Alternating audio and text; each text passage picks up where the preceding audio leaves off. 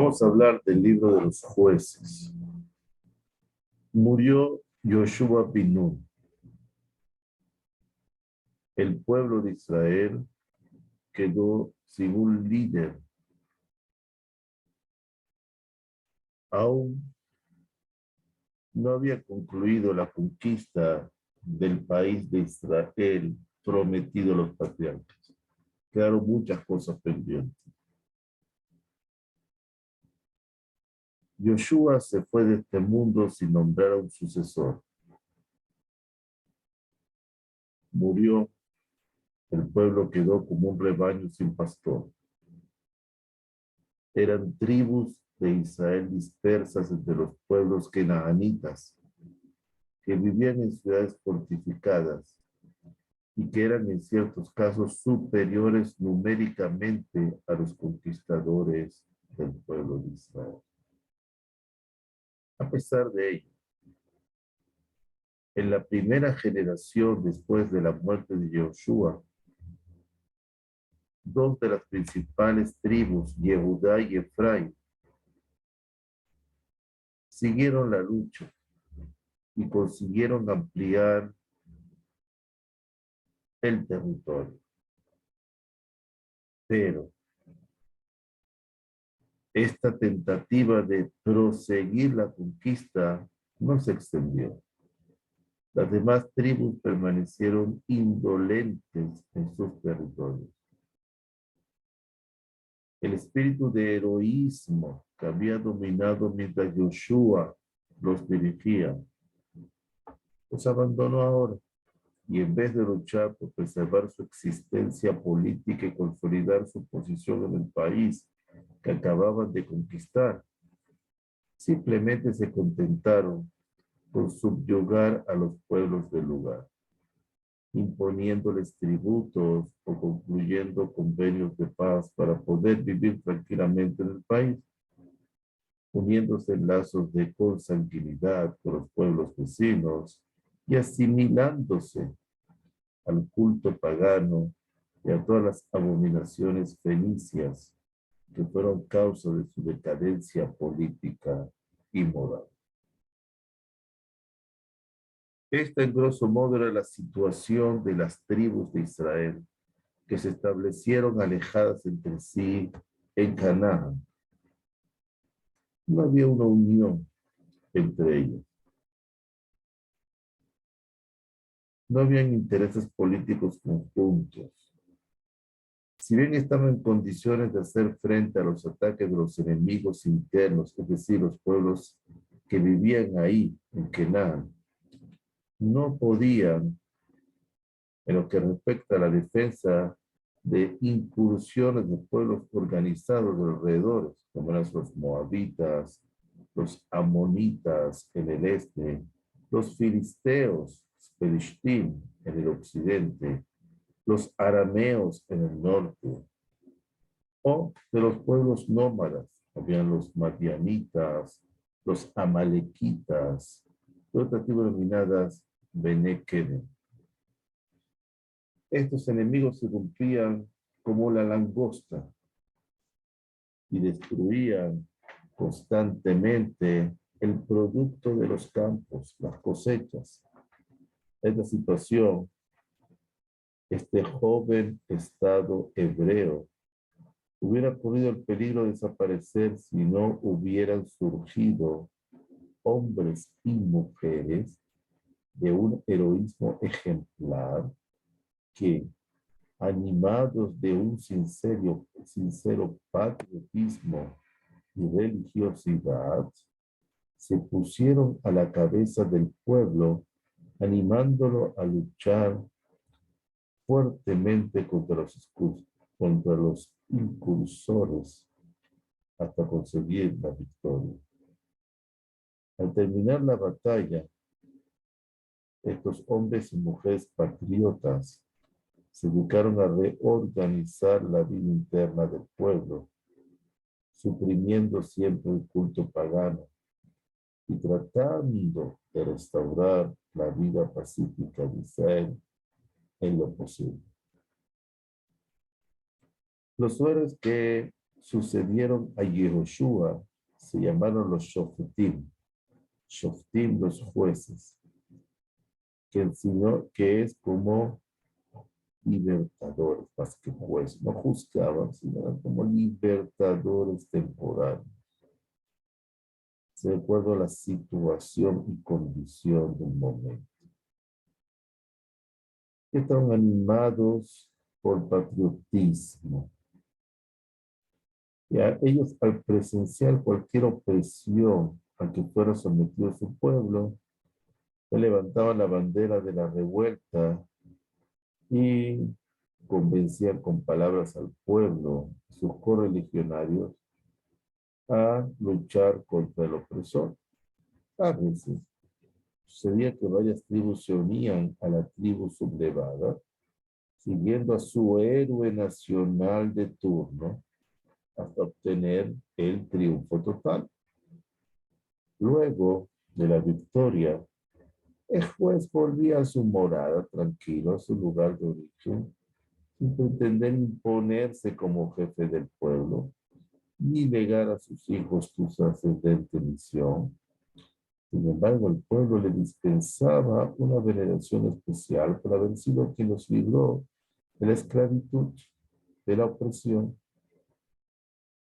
Se le consultaba a algún diferendo entre correligionarios, nombraba un juez y presidía las grandes asambleas populares en las que tenía oportunidad de advertirles que debían estar distanciados del culto pagano y debería el pueblo Israel ser fieles a la tradición ancestral. Este shofet, este libertador, tenía una gran influencia. Dios estaba con el shofet que salvaba a su pueblo del poder de sus enemigos. Pero con su muerte, otra vez se producía una decadencia en la vida nacional, tanto lo espiritual como su estructura interna. Son circunstancias que aprovechaban el enemigo para otra vez reaparecer.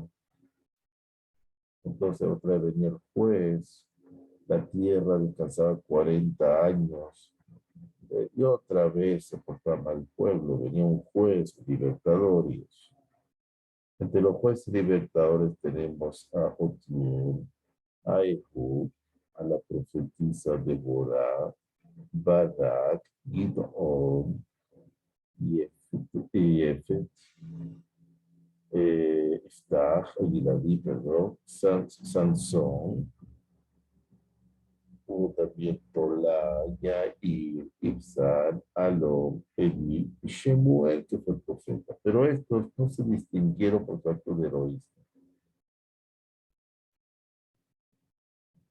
Como Tolaya, Ibzan, Alom, Eli y Shemuel, Samuel fueron más que todo fortalecer la espiritualidad del pueblo, a unir el pueblo.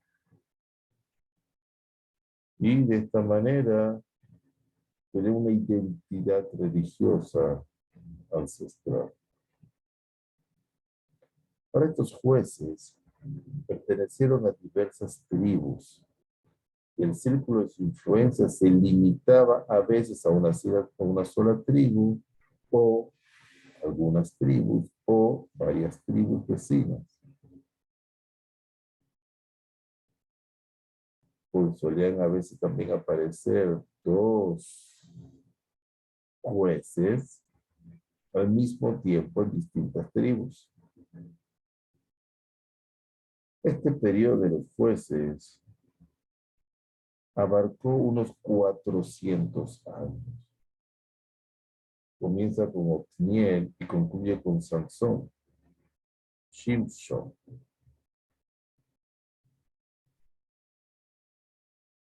Estos jueces, este libro que lleva el nombre, se divide en dos partes principales. La primera contiene los datos cronológicos de todos los shoftim hasta la muerte de Sansón.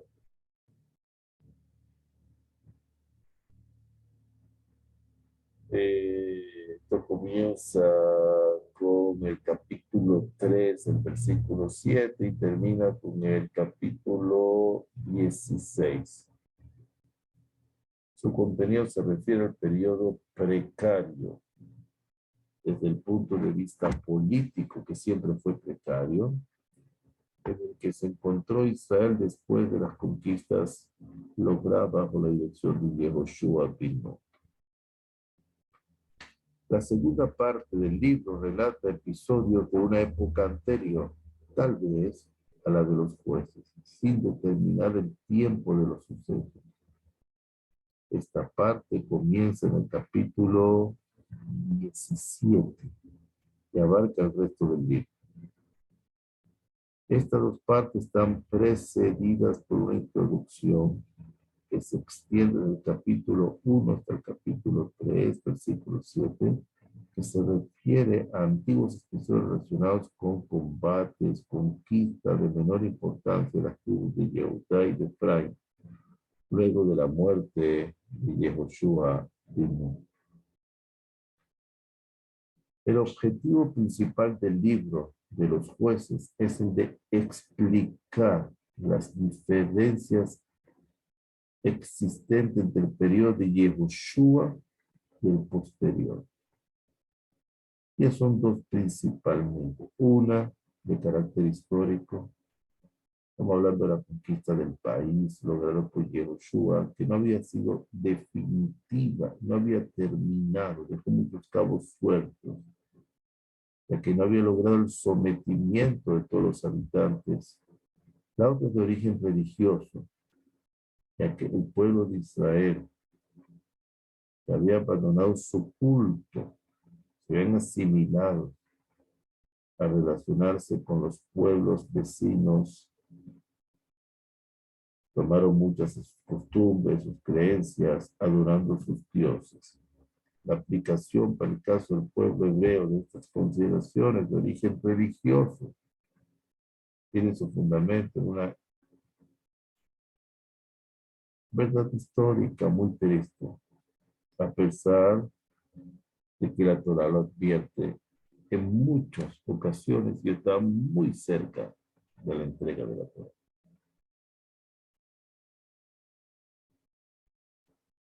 Cuando las tribus de Israel adoraban a Hashem, Dios único, omnipresente, todopoderoso y omnipotente, todo el pueblo de Israel era una sola familia. Y así se consideraban en momentos de peligro. Colaboraban entre sí en la lucha heroica, especialmente por su supervivencia, los obligaba a actuar así. Ahora, cuando estaban tranquilos, la influencia del paganismo crecía, quebraba el ideal espiritual y se desunían. Sucedía que cuando una tribu era atacada por algún enemigo, las demás tribus consideraban como que ese era un incidente ajeno a ellos. No intervenían en absoluto y se negaban al auxilio. Y eso causó muchas bajas y muchas derrotas también. Este libro de los jueces es uno de los libros más destacados de las escrituras.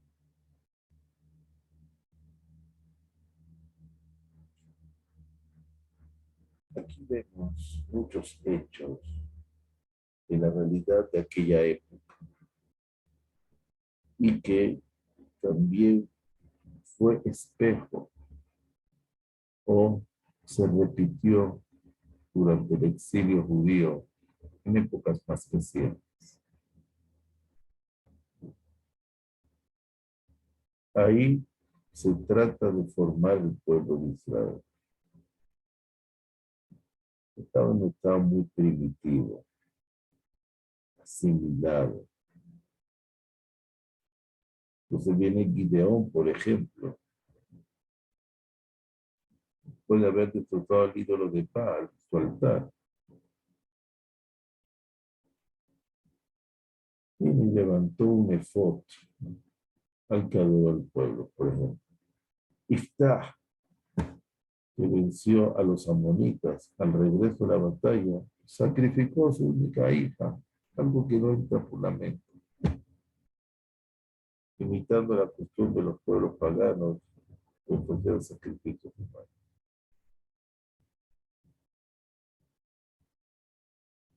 Mijá estableció un ídolo, y nombró un sacerdote para ese día. Hubo una depravación de las costumbres. Puede ser que sea consecuencia de continuas guerras. Puede ser por traer mujeres extrañas y hombres extraños y casarse entre ellos. Las razones no saben. Vemos acá, por ejemplo, sencillamente se relatan actos de crueldad, como el que se aplicó a Adonisedec, a quien le cortaron los pulgares de las manos y los pies.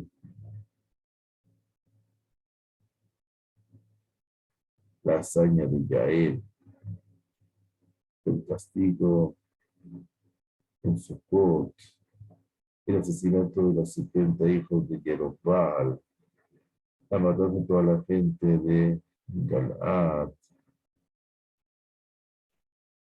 etcétera. Traición, guerra fratricida, la guerra de las tribus contra Benjamín por la atrocidad que hicieron, fueron expulsados. Todo se presenta como sucedió. El Tanaj nos condenaron. La realidad nos esconde. No nos disfrazamos de personas perfectas. Una verdad.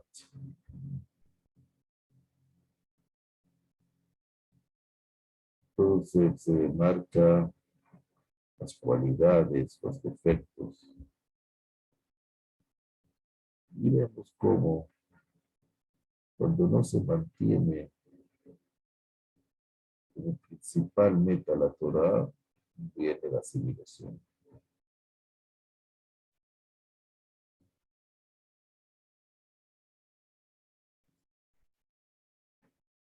Vemos aquí muchas personalidades, vamos a hacer un pequeño resumen. El Gideón era el héroe ideal, el extremo modesto. Él triunfa sobre los madianitas, que eran terribles enemigos.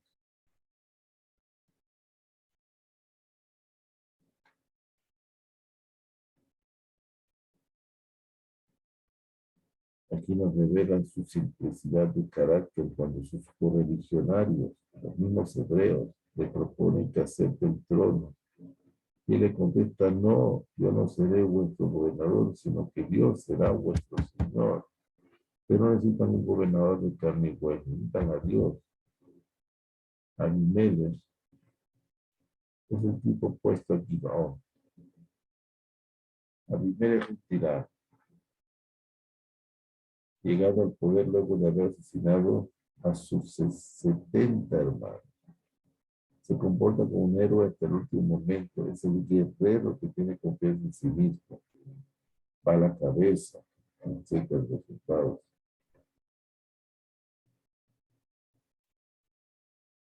Y en el momento en que está cercano a su muerte, queriendo salvaguardar su prestigio, le dice a su escudero, saca tu espada y mátame, para que no se diga de mí, una mujer lo mató. Iftah el-Gil'adí, parecido a Abimelech por su carácter y suerte, fue hijo de una concubina no es bien visto por el pueblo de Israel. Lleva una vida al margen de la ley,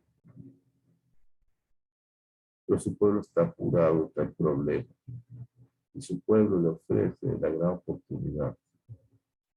Los ancianos de Israel le solicitan que combata contra los amonitas.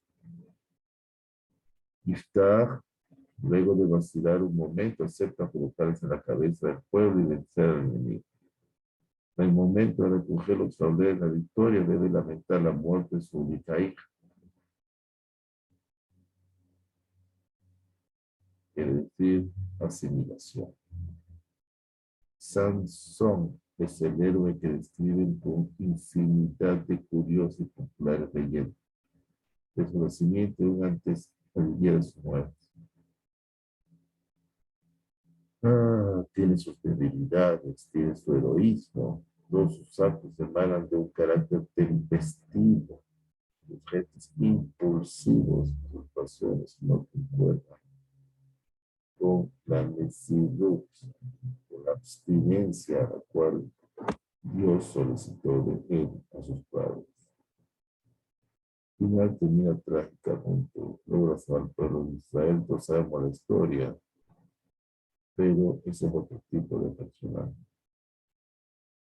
Le cuesta aún también cumplir la Torah. Cae en la lujuria por los filisteos, por las mujeres filistinas, etc. Este es un libro que tiene un lenguaje muy simple. Atrae un estilo narrativo, muchas metáforas, muchas parábolas. Tiene cantares como el de Deborah.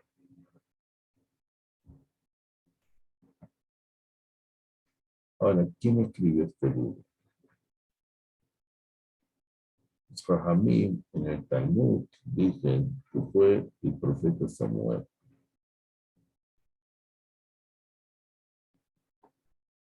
Así también lo afirma Don Itzhak Abravanel.